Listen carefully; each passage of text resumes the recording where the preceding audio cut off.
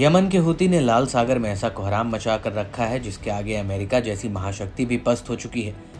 लाल सागर, बाबल मंडेप, अरब सागर और हिंद महासागर में हूती आए दिन मालवाहक जहाजों और अमेरिकी युद्धपोतों पर हमले कर रहा है। हूती ने कई जहाजों को तो समुद्र में डुबा दिया है, जबकि एक जहाज अभी भी उसके कब्जे में है। हूती पर लगाम कसने के लिए 12 जनवरी 2024 को अमेरिका और ब्रिटेन ने यमन के भीतर हूती के ठिकानों पर कई हमले किए।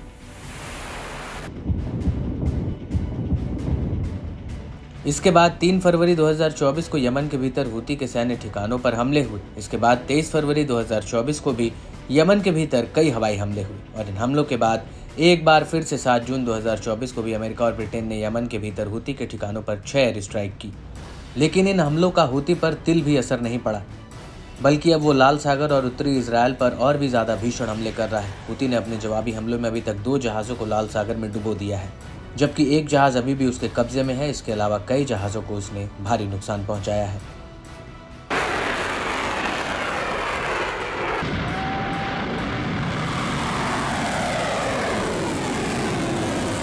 लेकिन हूती पर एक बार फिर से लगाम कसने के लिए अमेरिका और ब्रिटेन ने 17 जून 2024 को यमन के भीतर हूती के ठिकानों पर कम से कम 6 हवाई हमले किए। मीडिया रिपोर्ट्स के मुताबिक यमन के होडेडा इंटरनेशनल एयरपोर्ट पर एक हवाई हमला हुआ और कामरान आइसलैंड पर 4 अन्य हवाई हमले हुए, जो तटवर्तीय शहर सालिफ ऑफ के करीब है। अमेरिका और ब्रिटेन के इन हमलों की जानकारी यमन के न्यूज़ चैनल अल मसीरा ने दी है। हालांकि ये पहली बार है जब अमेरिका और ब्रिटेन ने कामरान आइसलैंड पर हमला किया हो।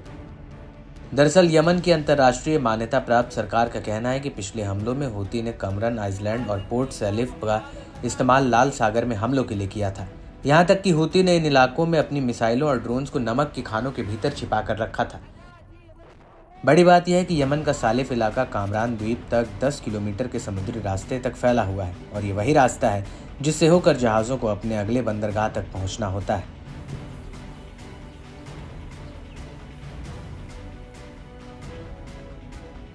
और इसकी अहमियत को ध्यान में रखते हुए ही अमेरिका और ब्रिटेन ने हमले के तौर पर इस इलाके को चुना है। लेकिन इस पूरे घटनाक्रम के बीच एक बेहद ही चौंकाने वाला खुलासा हुआ है। वो ये है कि हाल ही में हूती ने लाइबेरिया झंडे वाले ट्यूटर और वर्बेना मालवाहक जहाज़ पर हमला किया था और जब यह हमला हुआ तो उस वक्त ट्यूटर जहाज़ के आसपास रूस, चीन और ईरान के नौसैनिक जहाज़ मौजूद थे और हमले के वक्त ट्यूटर जहाज़ ने इससे मदद मांगी थी, लेकिन इनमें से किसी ने उसकी मदद नहीं की। ये जानकारी अमेरिकी रक्षा मंत्रालय की deputy press secretary Sabrina Singh ने दी है।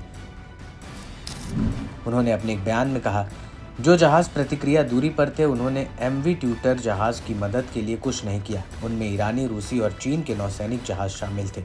ट्यूटर लाल सागर में था और उसने धीरे धीरे पानी भर रहा था, जबकि वो बचाव जहाज की मदद का इंतजार भी कर रहा था।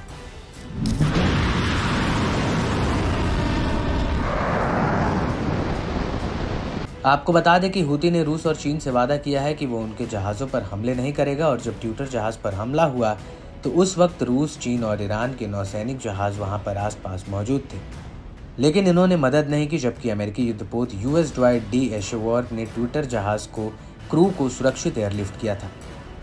हालांकि जहाज़ का एक सेलर अभी भी लापता है। जब वर्बेना जहाज़ के क्रू को कैमैन झंडे वाले आना मेटा जहाज़ ने रेस्क्यू किया था।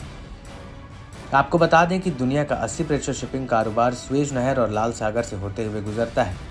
हूती के मिसाइल और ड्रोन हमलों की वजह से शिपिंग कंपनियों को ये रूट बदलना पड़ा और अब वो अपने जहाज़ों को अफ्रीकी रूट से भेज रही है, जो लंबा और खर्चीला है। हूती खतरनाक हमलों से अपने इरादे साफ जाहिर कर चुका है और अब अमेरिका और ब्रिटेन ने हूती पर फिर से एयर स्ट्राइक की है। देखने वाली बात यह होगी कि हूती के हमले लाल सागर में कम होंगे या फिर अब और विध्वंस होंगे।